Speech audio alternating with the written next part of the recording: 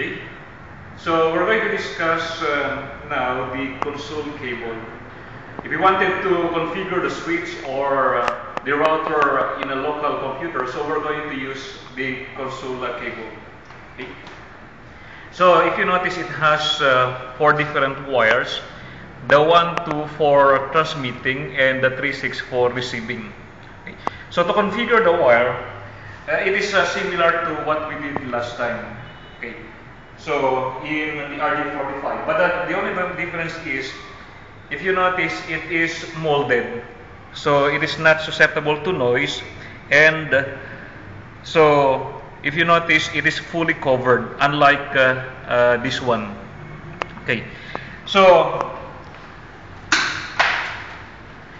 the pairing of color are still the same. So we have here the white orange, the white green blue, the white blue green, and the white brown brown. Okay, so the only difference is, if we're going to use it in a T568B, is we have to roll it over. That is why we call it a rollover cable.